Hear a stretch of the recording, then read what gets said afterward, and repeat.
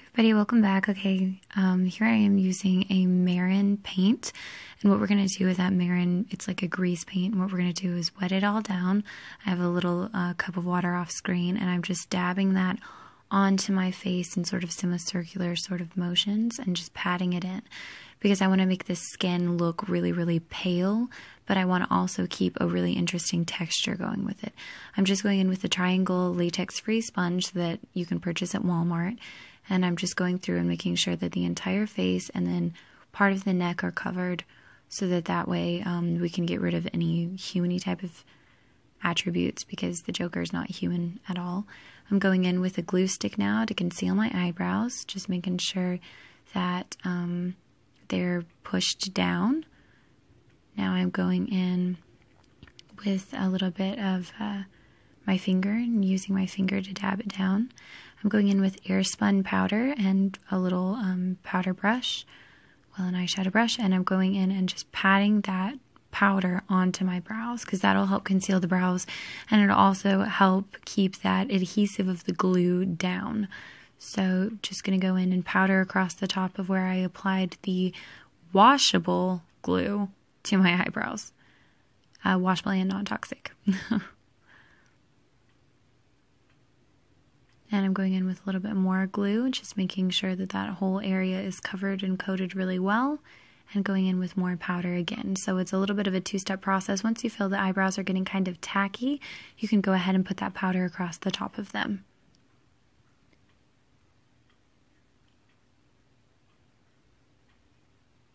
Now I'm going in with this Rimmel Clean Finish. It's about my skin tone. It's a little bit lighter, and it has a little paddle applicator, so I'm going in with that and just applying a little bit onto my face, onto my eyelids, in my nose type of region, and I'm going in with a triangle sponge again, and I'm just buffing that in, and I'm also concentrating that product onto the eyebrows.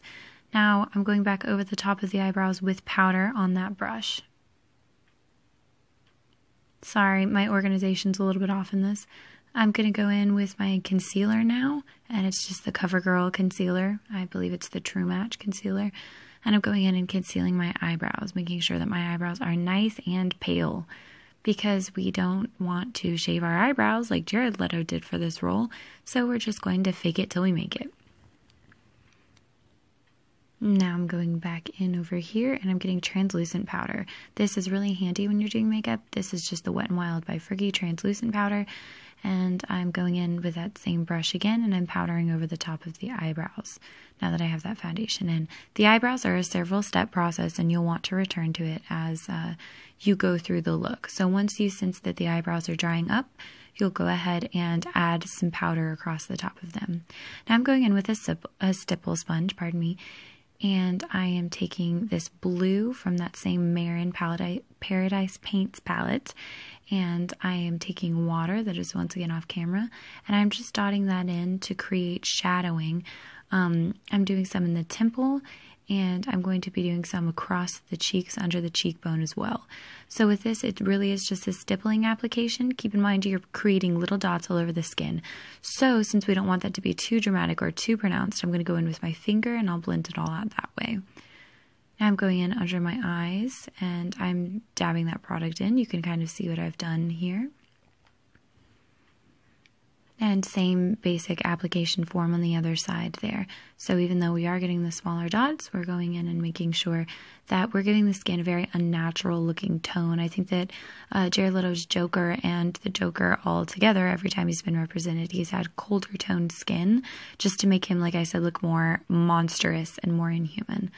So I'm just going in and creating a base, applying that same base to my lips, applying a little bit under my chin, and you can sort of see what I've managed with that so far. So we concentrated that under the cheekbone, in the temple, under the eye, and on the lips and under the chin. Now I'm going in with just a regular angled powder brush, and I'm using the Maybelline the Nudes palette, and I'm using the black color there at the top, and I'm using the pointed side of this brush, and I'm sweeping it under the cheekbone, and I'm blending into the temple in a circular motion. So I'm just trying to create those really sharp lines that the Joker has. And it's incredible what the difference is with contouring. You'll be able to see it really pronounced here in a moment. So On part of my face, of course, I have the contour going. On the other side, I don't.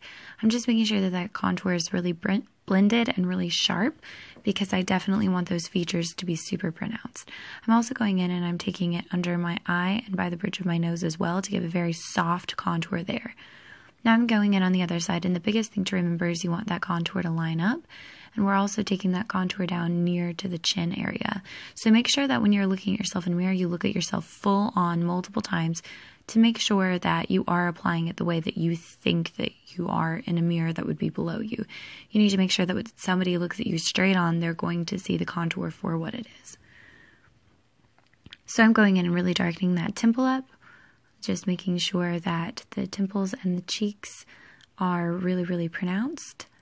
Look at the difference there. So my human features that you'll remember from earlier, just very typical, have been really, really pronounced now. And that's exactly what we want to do with this look because it's all about exaggeration. Now I'm going to go in under the chin and I'm going to blend up and create some pretty sharp contour lines directly under the chin because Jared Leto is very, very slender. So we want to make sure that we are very pronounced. All of our bone structure needs to be very pronounced. So I'm going in with that same powder type of brush that we used to apply our powder before. And I'm going in on the bridge of my, on the sides of my nose, and I'm going up onto my brow bone. And I am just blending this black out, and since it has a little bit of the powder on it too, it keeps it a really nice subtle color because we want to look as though we are very, very sleep deprived, but at the same time we still want everything to be really realistic looking. So having a little bit of that powder on there really does sell the look. Alright, so you can see the difference in the two eyes, and now I'm going in and just replicating that same pattern of eyeshadow on the other eye. And like I said, you can still see a little bit of that powder on that brush, which is awesome because that really helps you blend. Just got to make sure that the under eyes are properly coated. And I'm doing a little almost powder wing coming out from the side to really sharpen everything up and darken everything. And you can see it pretty well there. Oh, goofy faces. Alright, now I'm going in and I had a little zit that I needed to conceal, so I'm using that fantastic CoverGirl or Maybelline or whoever, True Blend, True Match. I'll look that up and put it in the description box. And I'm just making sure everything's concealed. And now I'm concealing over the top of the lips and once again concealing those eyebrows again because we want everything to be nice and the base to be very applied. So, the eyebrows are hard because my brows are naturally quite dark. So now what I'm doing is I just wanted to add the lipstick, and this is just really cheap New York Colors, very, very cheap lipstick that I bought. I think it was $1. So I'm going in, it's just a very messy lipstick application. So at first, you know, you can make sure that you're hitting all of the right points on your lips, but as you apply it, remember, he wouldn't apply his lipstick perfectly. So go around and kind of smudge it out with your finger a little bit. And now I'm going in with that lipstick and that stipple sponge. I'm testing it out to show you what it'll look like. And I'm going to take that and I'm just going to pat a little bit of the product once it's been blended onto my forearm first. I'm going to dab that in around the eye. And when we do that, it gives a very interesting open red pore look. And what makeup is it's all about layering. It's just like creating a painting. So going in and doing that, and now I am searching. From a distance, it really looks like I don't have eyebrows. But now I'm searching for a small brush. And I'm looking for a little angled brush that I have that I've been searching for the entire time. And it was right there. Now I'm going to go in with the, not the red. Oops, oops, oops. Wrong. Going in with the black. There we go. I'm going in with the black and I'm making sure I test it on my arm. I don't recommend putting Marin paints, which are grease paint, near your eye. I would recommend using a gel or a liquid eyeliner that you can smudge out. But for me, I prefer to use this just because I've put it near my eye several times. Nothing bad's happened so far. But for the sake of someone who might be creating this look and doesn't have access to it, to the Marin palette, just go ahead and use an eyeliner. Now I'm going in, and after I've lined the eye very messily, I'm going in and going across the upper lid and blending the upper lid out with my finger so that way the upper lid is really smoky, but it's a very imperfect look. So, making all kinds of funny faces and things. Now is where things start to get a little bit difficult. So after we powder our brows another time, because the glue has finally dried up to the consistency we want it to be at, the next thing that we're going to be focusing on is, well, we're going to be searching for another angled brush, which is at the very bottom. I need to make sure I set all my tools out beforehand, but since this is my first time doing this look, we found that brush. All right. I went ahead and just did this all from scratch. So I'm going in and doing scarring because the Joker does have some scarring, which is funny because his scars and my little scar I have on my forehead line up pretty well. So I'm making sure to look at a reference photo, and I'm following the pattern of where his scars lie on his face. And I'm going in with a very, very light brown, and I'm just making sure that with the angled side of my angled brush, because it's a dual-sided brush, I'm blending out that scar that I created. Because the thing with scars is you want to create a shadow, but at the same time you want it to look natural and subtle enough that it's not going to be blatant, that it's painted onto your face. From a distance, people should believe your scars. Now I'm doing small streaks with that same brown powder down near the sides of the face, because I noticed in a lot of the pictures he seems to have a very intricate veining that's directly below his brows. And now I'm going, below his eyes. Now I'm going in and I laid in that cheek scar in the same way that we did before, and he has a small scar by his lip. And so I made sure that I blended those out with my finger after I applied them. Now I'm going in and I really want to pronounce that forehead because he does have forehead veining. So the way I'm doing that is I'm first laying down a light brown, and you can see how that looks before we blend it out. So I'm just blending it out with that same contouring brush that I've been using the entire time. And you can see that gives more dimension to the forehead.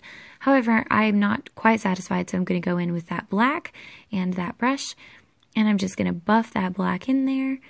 So that way it really pronounces the forehead out and really makes the forehead look very pronounced.